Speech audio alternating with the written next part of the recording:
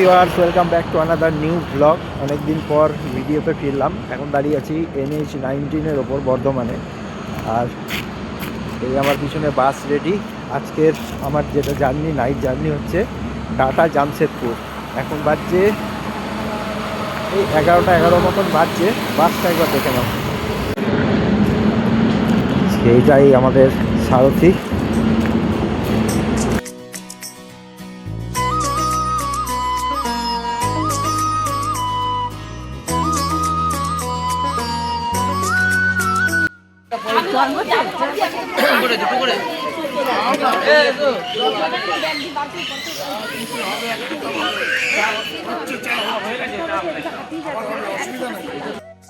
Hello বন্ধুরা, good morning. আজকে 17ই জানুয়ারি 2026 আর আমি এখন দাঁড়িয়ে রয়েছি টাটা জামশেদপুর ডিমনা ড্যাম্পের সামনে। আমার পিছনেই যেটা দেখতে পাচ্ছ এটা আমাদের বাস। এই বাসেই আমরা কালকে রাত্রে বর্ধমান থেকে এসেছিলাম। তো এখানে এখনও সেরকম দোকানপাট কিছু খোলেনি। আর মেন ব্যাপার হচ্ছে আমার যে মাইকটা ছিল সেটা অ্যাক্টিভেট না হওয়ার কারণে আমার যে ভয়েসটা ছিল সেটা পুরোপুরি মিসিং হয়ে গেছে। তাই এটাতে আমাকে ভয়েস ওভার দিতে হচ্ছে। আমাদের বাস এটা সায়ন ট্রাভেলসের বাস, বর্ধমানের খুব এটা পরিচিতি ট্রাভেলস। আর ডিমনা ড্যামটা তোমাদের দেখাবো। আর আমাদের পিকনিকটা ডিমনা ড্যাম্পের এখানেই হবে। বাকি জুবলি পার্কটা আমরা এখান থেকে যখন ছেড়ে যাব বিকেলে জুবলি পার্কটা যাব। তো চলো তোমাদেরকে আশপাশটা একটু ঘুরে দেখাই। সেরকম দোকানপাট বা ভিড় সেরকম কিছু নেই। তো দেখো এখানে আমাদের পিকনিক হচ্ছে। আজকের মেনুতে মোটামুটি চিকেন, মটন, গলদা চিংড়ি, পনির সমস্ত কিছুই আছে। এখন সকালে ব্রেকফাস্টটা রেডি হচ্ছে। এখানে ব্রেকফাস্টে ছিল মটরশুঁটির কচুরি আর আলুর দম আর মিষ্টি। এখানটাতেই আমাদের পিকনিক হচ্ছে। পুরো জায়গাটা ফাঁকা। আর এই সামনে যে জায়গাটা দেখতে পাচ্ছ এটা হচ্ছে এখানকার লক গেট। এই যে এটা দেখতে পাচ্ছ, এটা বছরে 3 মাসের জন্য খোলা হয়। আর এই শীতকালে যারা আসবে তারা কিন্তু এই লক গেটের এখানে খেলাধুলাও করতে পারবে, কারণ এখানে কোনো জল নেই। জলটা সব ডিমনা লেকে রিজার্ভ করা রয়েছে। এটা বর্ষাকালের 3 মাস শুধুমাত্র এখানে জল ছাড়ে। বাকি সেরকম জায়গাটা খুব একটা ভালো নয় যে অনেকটা সময় কাটানো যাবে। জাস্ট 1-2 ঘন্টার জন্য এই জায়গাটা খুব ভালো। এই দূরে দেখতে পাচ্ছ আমার ছেলে চলে গেছে ওখানে, আর অত উঁচুতে উঠে গেছে।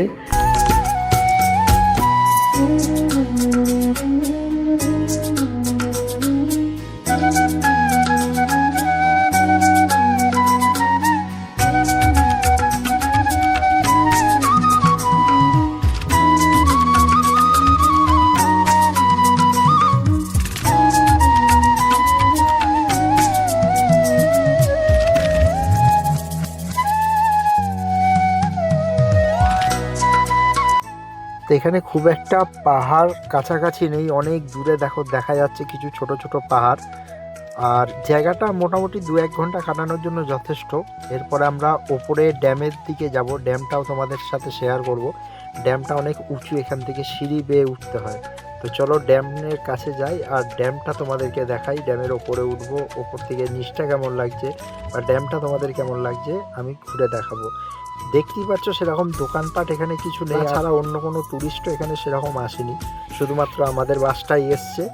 এই ড্যামের বাঁ পাশ দিয়ে যে সিঁড়িটা উঠে যাচ্ছে এই সিঁড়িটা দিয়েই তোমাদেরকে উঠতে হবে। সিঁড়িটা কিন্তু খুব খাড়াই। বয়স্ক মানুষ যদি থাকে, বয়স্ক মানুষটা ইজিলি উঠতে পারবে না। আমাদেরই উঠতে অনেক কষ্ট হয়ে যাচ্ছিল।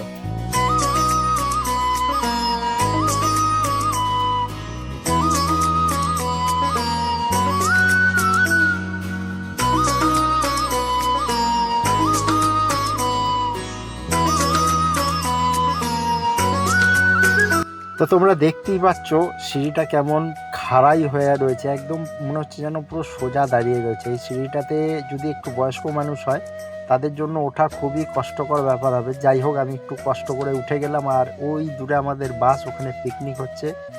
আর এই হচ্ছে এখানকার ড্যাম। অল্প কুয়াশার জন্য অনেক দূর পর্যন্ত দেখা যাচ্ছে না, মানে ঝাপসা হয়ে রয়েছে। ওই ড্যামের মধ্যে এখানে দেখতে পাচ্ছ দুটো দ্বীপের মতন রয়েছে। আর ওই যে পাহাড় দেখা যাচ্ছে, এখান থেকে এরকমই ছোটোখাটো পাহাড় দেখা যাচ্ছে, কিন্তু কাছে তো যেতে পারছি না। আর এই জায়গাটাতে কিন্তু কোনো পাহাড় কিছু নেই। এইটাই হচ্ছে ড্যাম, পুরোটা বিরাট রেঞ্জ ড্যাম্পের, অনেক বড় ড্যাম। এটা বর্ষার সময় 3 মাস ওই লক গেট থেকে জল ছাড়া হয়, যখন ড্যামে অনেক জল হয়ে যায়। আর এই ড্যাম্পের ওপরই বাঁদিকে দেখতে পাচ্ছ কিছু ছোট ছোট চেয়ার বা বেঞ্চের মতন করা রয়েছে, যেখানে বসে তোমরা সময় কাটাতে পারবে। আর এইদিকেও কিছু পাহাড় দেখা যাচ্ছে, অল্প মানে খুব ভালো দেখা যাচ্ছে না কুয়াশার জন্য। আর এখানে এই ড্যামে বোটিং করার ব্যবস্থাও আছে, কিন্তু আজকে এখানটাতে বোটিংটা বন্ধ ছিল। ওই দূরে দেখা যাচ্ছে, ওখান থেকে বোটে চেপে তোমরা এই ড্যামটা এনজয় করতে পারবে। সামনে আমার ছেলে যাচ্ছে ড্যাম দেখতে দেখতে।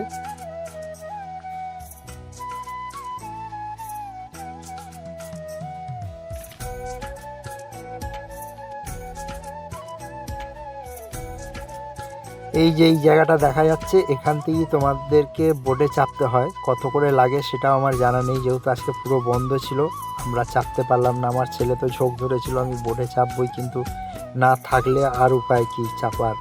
তো চলো পুরো ড্যামটা এনজয় করো। এই ড্যামটার নাম হচ্ছে ডিমনা ড্যাম, এটা টাটা জামশেদপুরে অবস্থিত। এখানটাতে 4 হুইলার নিয়ে এসে 2-1 ঘন্টা কাটানোর জন্য যথেষ্ট। এখানটা খুব একটা ভালো জায়গা নয়, ওই দূরে ছোট ছোট দ্বীপের মতন দেখা যাচ্ছে, ওগুলো বোটিংয়ে চেপে যেতে হয়। আর এখানে সীমা বসে রয়েছে, আর আরুষ এখান থেকে বোর্ডিংটার দিকেই তাকিয়ে রয়েছে। ওর মানে নেশা হয়ে গেছে, একটু যদি বোর্ডিং করতে পারতো এই জলে। ওর ওয়াটার অ্যাক্টিভিটির ওপরে অনেক নেশা আর ঝোঁকও বলতে পারো। তো চলো ড্যামটা এনজয় করো। আর এই রাস্তাটা সোজা চলে যাচ্ছে, ভিতরে একটা প্রজেক্ট আছে টাটারই, কিসের প্রজেক্ট জানি না। আর ওই নিচে আমাদের পিকনিক হচ্ছে। তো চলো ড্যামটা এনজয় করো। তো বন্ধুরা, এই ড্যামটা তোমাদের কেমন লাগছে অবশ্যই তোমরা কমেন্ট করে জানাবে। আর ভিডিওটা ভালো লাগলে তো অবশ্যই লাইক করবে। যারা ফেসবুক থেকে দেখছো তারা আমার পেজটিকে ফলো করে নেবে, আর যারা ইউটিউব থেকে দেখছো তারা আমার চ্যানেলটিকে সাবস্ক্রাইব করে নেবে। এইখানে আমি আমার মাইকের প্রবলেমের জন্য ভয়েস ওভার দিলাম। আর এখানে যে ডকুমেন্টারি ভিডিও বানাবো ভেবেছিলাম, কিন্তু এখানে ডকুমেন্টারি ভিডিও বানানোর মতন সেরকম প্লেস নয়। যতটুকু পারলাম তোমাদের সাথে শেয়ার করলাম। আমরা কালকে রাতে বেরিয়েছিলাম বর্ধমান থেকে, আর আজকে ভোর 5টা নাগাদ আমরা টাটা জামশেদপুর ঢুকে গেছি। চা ফা খেয়ে এই ড্যামের ওপরে একটু ঘুরতে এলাম। এরপর আমরা করব ব্রেকফাস্ট। তো আমাদের ব্রেকফাস্টে ছিল মটরশুঁটির কচুরি আর কাশ্মীরি আলুর দম, আর সঙ্গে একটি করে রাজভোগ। চলো ব্রেকফাস্ট আগে করে নিই, তারপরে তোমাদের সাথে আবার শেয়ার করছি। বল কেমন লাগছে, কেমন মুখে বল, কোনটা ভালো হয়েছে বেশি, কোনটা বেশি ভালো হয়েছে বল, বল কোনটা বেশি ভালো হয়েছে।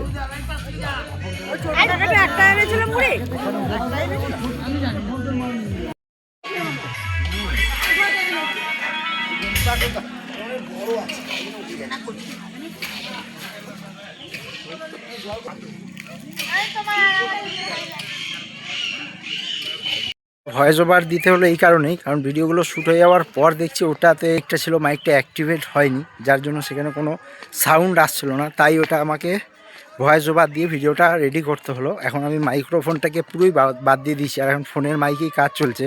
আর এখন বাজছে 11:30 নাগাদ। এখন যাচ্ছি স্নান করতে। লক গেটটা ছিল না, লক গেটের নিচে কিছুটা জল রয়েছে, ওখানেই যাবো স্নান করতে। তো চলো দেখাচ্ছি কীরকম সিচুয়েশন ওখানে স্নান করা যায়। তো দেখতেই পাচ্ছ এই জঙ্গলের ভিতর দিয়ে আমরা যাচ্ছি, এটা পুরো একটা জঙ্গল। এই জঙ্গলের ভিতরটা দিয়ে গেলে আমরা কিছুটা জল পাবো, অনেক ডিপ আছে জলটা। চলো দেখলেই বুঝতে পারবে, পুরো গ্রিন কালার হয়ে রয়েছে সেই লক গেট। আর এখানে কিছুটা জল আছে কম, আর ওই জায়গার জলটা বেশি। ঝর্ণা লেগে চান করালে ঠিক আছে। ঝর্ণাটা কোথায় গেল? ঝর্ণাটা ওদিকে আছে তো। হ্যাঁ হ্যাঁ আমি নিয়ে যাচ্ছি, আসুন।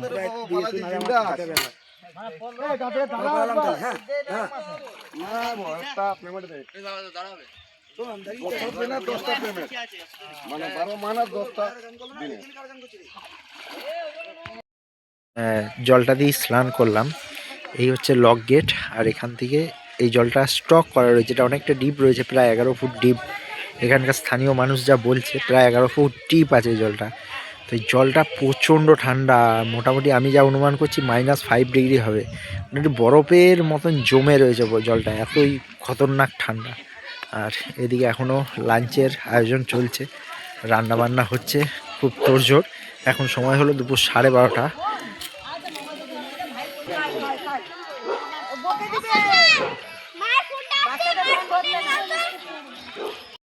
এখন সমস্ত মানুষ একসঙ্গে বসতে পারেনি, তাই কেটে কেটে হচ্ছে। 50% বসেছে, আরও 50% এই যে ওয়েটিং লিস্টে আছে, বসার জায়গা নেই সেরকম। মেনুটা কি আছে একবার দেখে নিই।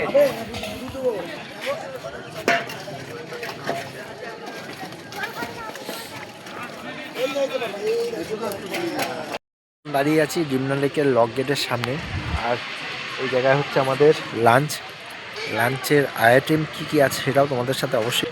আর ভিডিওটা যদি ভালো লাগে অবশ্যই লাইক কমেন্ট শেয়ার করে। সব মিটে গেলে এরপরে আমরা যাব জুবলি পার্ক।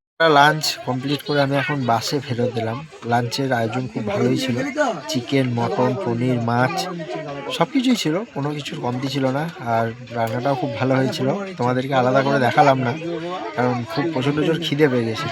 আমি এখন আছি বাসের ভিতরে, একদম শেষের দিকে জাস্ট বসে আছি, এটা আমার সিট নয়। তো এখন 4টে নাগাদ এখান থেকে বেরোতে হবে। এখান থেকে যাবো টাটা জুবলি পার্কটা ভিজিট করবো। ভিজিট করে আবার বাড়ির দিকে রওনা দেবো। আমাদের এই ট্যুরটা নাইট টু নাইট ছিল, কালকে রাতে বেরিয়েছি, আজকে রাতে বাড়ি পৌঁছে যাবো। সারাদিনটা শুধু পিকনিক করবো, আনন্দ করবো। আমরা আলটিমেটলি এলাম টাটা জুবলি পার্ক। আর এখন টাইম হচ্ছে 6:30। 6:30টার সময় টাটা জুবলি পার্কে ঢুকলাম। এখানে এসেছিলাম যখন তখন দিনই ছিল, কিন্তু পার্কিং নিয়ে খুব বড় একটা সমস্যা হচ্ছিলো, অনেক টাকার ব্যাপার ছিল। তার জন্য আমরা বাসটা এখান থেকে কমসে কম 5 থেকে 6 কিলোমিটার দূরে রেখে অটো করে আমরা এখানে পার্কে আবার এলাম। তো চলো পার্কটা তোমাদের সাথে শেয়ার করি।